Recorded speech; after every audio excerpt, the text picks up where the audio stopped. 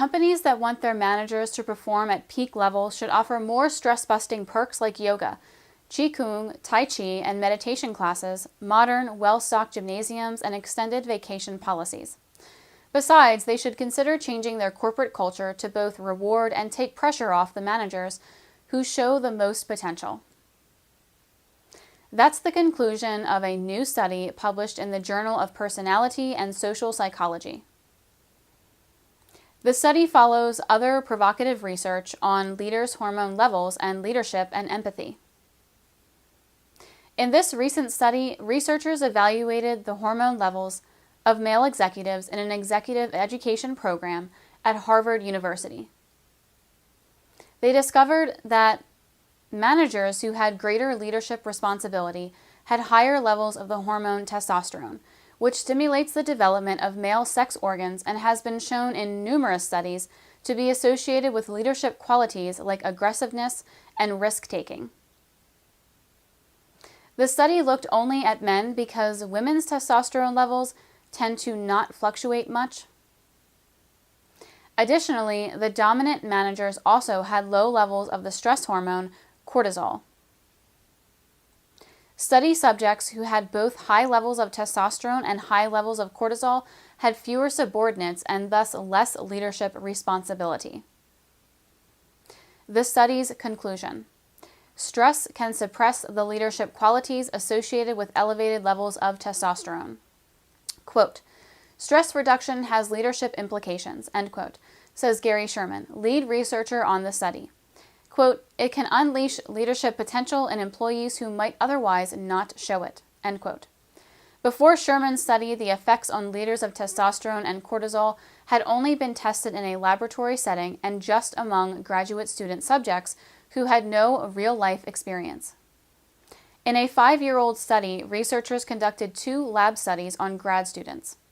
In one, half the students acted as leaders, instructing the others in building structures out of blocks. In the second study, researchers told students they were competing to solve a series of puzzles, and they asked the students to choose whether to continue the competition or to fill out a questionnaire about their favorite kinds of food and entertainment. The researchers surmised that students who supervised the block building and who decided to continue the puzzle competition were performing like leaders.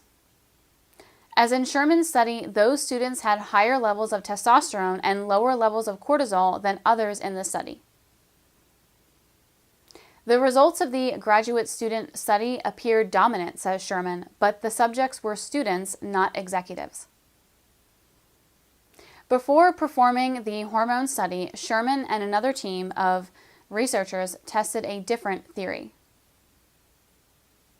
The researchers looked at something they called empathic accuracy, the ability to detect others' emotional states.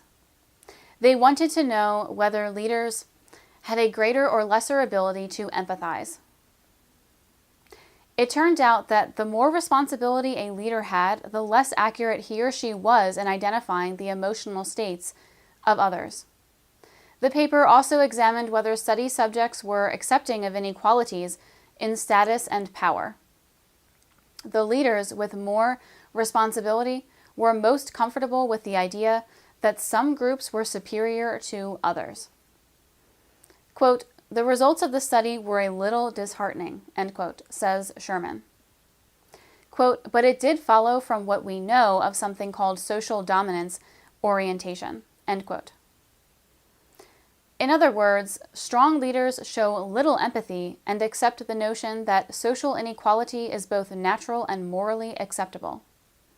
Sherman was asked whether he thought his work suggested that someone like Donald Trump, Barack Obama, or Goldman Sachs CEO Lloyd Blankfein, all men who have many people reporting to them, had low levels of cortisol, a high degree of testosterone, a low degree of empathy, and an acceptance of inequality. However, Sherman rightly refused to hypothesize outside of the group he studied. The 78 leaders in his testosterone study mostly came from under-the-radar public sector jobs like the military, law enforcement, and government agencies, plus some industry executives who serviced public companies. Quote, "It'd be good to make that extension, but it's going a little beyond our sample," end quote, he says. Quote, "Most of the people we studied are not in the public sphere," end quote. But the latest research is crystal clear about one thing. Stress inhibits the benefits of testosterone. While many causes of stress, like a crumbling stock market, the death of a loved one, or a natural disaster, are beyond our control, we can work on ways to manage stress. For example, exercise, meditation, and taking time off from work. Our employers can assist us by offering generous leave and vacation policies and stress reduction programs.